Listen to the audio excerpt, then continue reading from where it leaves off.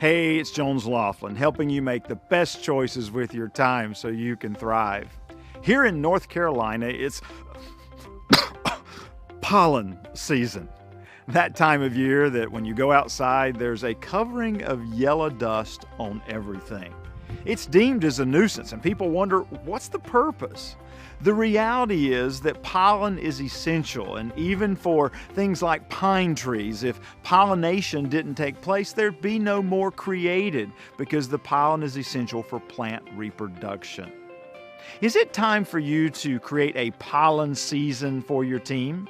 Maybe they're stuck in doing things the way they've always done them. Maybe they feel like they just can't do things differently, and you really want them to see the opportunity to do some things in a new way.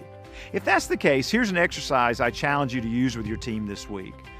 One day at the end of the workday or at some point, tell them, I want you to go home this evening, and before you come back tomorrow, I want you to identify 3 to 5 organizations that you admire.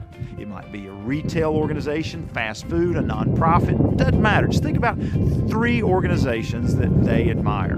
Then ask them to answer 3 questions about each one of those organizations. Number 1, what are the priorities that organization has that help them to be successful?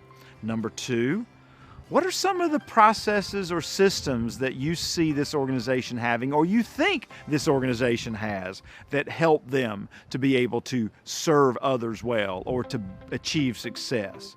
The third question is, how does this organization work with people in a way that causes people to want to either be a part of that organization or to receive a product or service from that organization? Once you get all those pollen grains flying around in that meeting and all those new ideas, simply look at them and say, what do you see here that we might be able to implement into how we do things so that we can be even more successful than we are now?